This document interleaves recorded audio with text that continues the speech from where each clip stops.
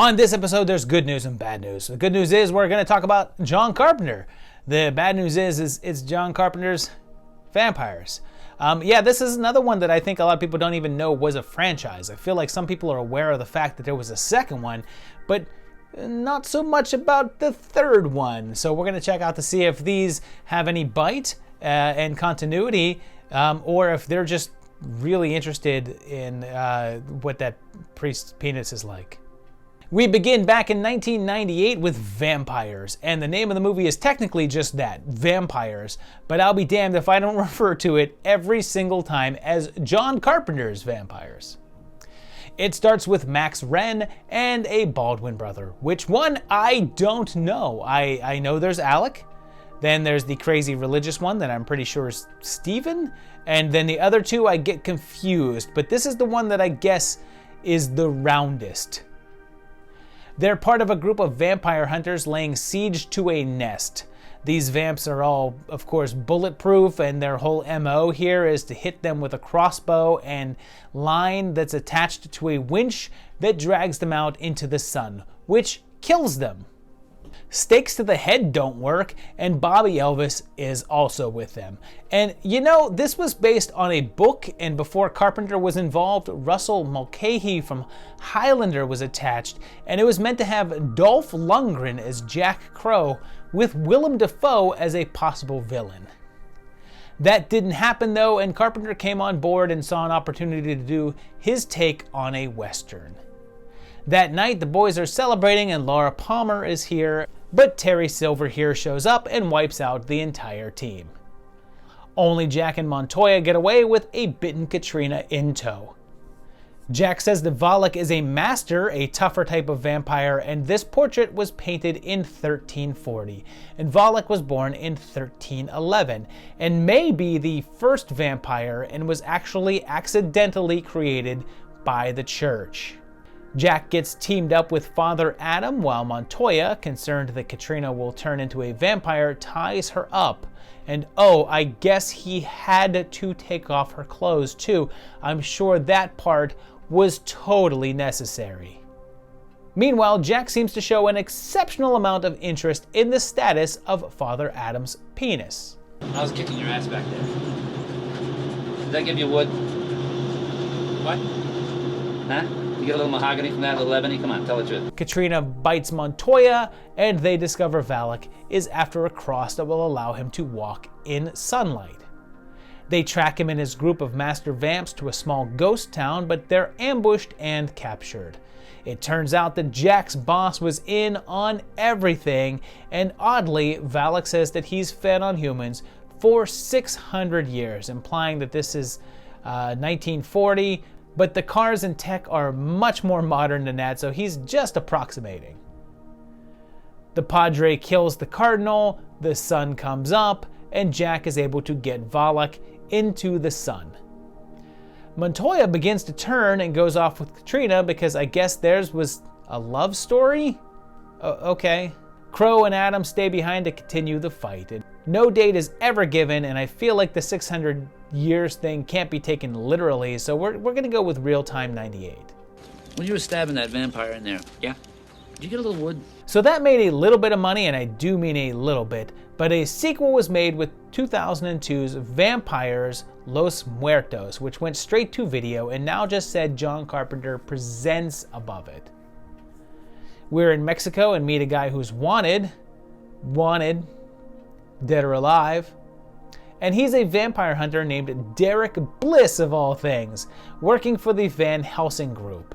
And someone that calls him says that the church is putting together a group of hunters because theirs was wiped out a couple years ago, possibly meaning the first film. They also say a priest survived the massacre, but he died a month ago, so we know a few things. This is a couple of years after the first film. Father Adam is now dead, and since they only mention him as surviving the massacre of the hunters from the first film, it's implied that Jack died as well. And he meets this kid. What's your name? Sancho. There are many Jeffs in the world, and many Toms as well, but he is Sancho. NGW is here, and she's another one that used to be seen pretty much everywhere, but then just kind of vanished, and also coincidentally played a vampire in Modern Vampires. And there's this big bad vamp played by, I think, Arlie Yover, who has coincidentally also played a vampire in Blade. It turns out that Zoe is a vampire, but she takes some sort of experimental drug that holds her infection in check, and she has to take it every day. And Una is also looking for the Black Cross, and here's where I mentioned that this is directed by Tommy Lee Wallace, making the second time that he jumped on a franchise after Carpenter. And they recruit another hunter named Ray, who is an expert hunter, but then when a random woman comes out of nowhere and starts to seduce him, it never crosses his mind that, oh hey, it might be the female vampire that they're after, who is aware that they're hunting her, so he's maybe not that much of an expert. He's bitten and gives Zoe's pills to her, which allow her to go into the sun. And oddly, the pill still allows her all of her other vampire abilities. I guess it only suppresses the part that makes you die in sunlight, I guess. Ray is killed and they go to save Zoe, but they end up with her getting Rodrigo instead, who can complete the ceremony with the cross. Derek has to expose himself to find them, and when they start the ceremony, Rodrigo lets out that, oops, he's not really a priest, so the ceremony is worthless, and Derek and Una face off, and they use the car winch tactic, but Derek is finally able to shotgun off her head into the sun. The group then head their separate ways, with Derek and Zoe teaming up to go get more of the pills. 3 years later, in 2005, the final installment arrived with Vampires The Turning, which now no longer features JC's name anywhere in the title. We learn there's vampires that exist that don't feed on humans and coexist peacefully, and we're set in Thailand, and Connor takes his girl Amanda to see a fight, but she's grossed out. She hates fighting, but he's, I guess, a Muay Thai boxer, so they're a perfect match. And they break up. She's lured in by a vampire, though, who bites her and kidnaps her, leading to martial arts battles with vamps, so yeah, not really like the other two. He's rescued by the mysterious Kiko, who turns out to also be a vampire, and then he meets a couple of slayers who tell him to just go home.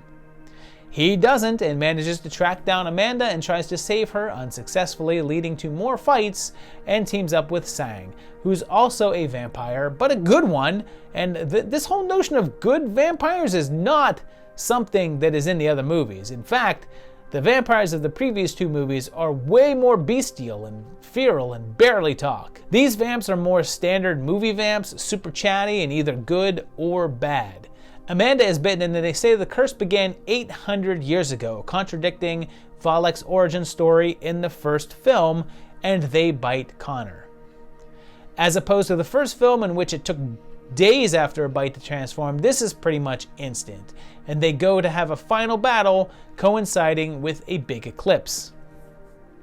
They fight, get double-crossed by the Slayers, and kill the main vamp dude. But Rain has killed Kiko, so Connor blows him up, and with Sang dead, the curse is lifted. Amanda is cured, or maybe isn't?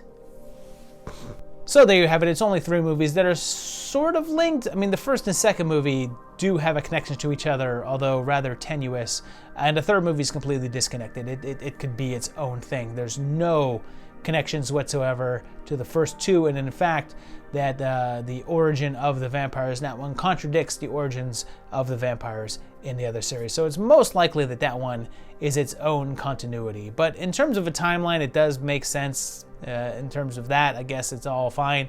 I'm not that big of a fan of the original John Carpenter's Vampires. It's one of the John Carpenter movies I don't particularly care for. It's not that great. Certainly has some pluses to it, but it's just not one of my favorites. I actually enjoyed the second one for what it was worth. It's kind of typical, a little bit generic, but still fairly enjoyable. The third one's just like fine. It's whatever. You're not gonna be mad at it, but you're certainly not gonna enjoy watching it. I did not, but it was kind of okay. Let me know what you thought of these, and if you would like to see more of this brand of vampires, the Western one. If you like the first one more than me, just let me know, because that's not my thing. Put that down in the comments. And of course, hit the like button. Please subscribe to the channel if you haven't already. I'd appreciate that. And check out my Patreon page at patreon.com/movietimelines. You can help support this channel like these guys here do, my awesome patrons, and I want to thank them. And thank you for watching, and I'll see you very shortly for another great video. Thanks a lot, guys, and bye-bye.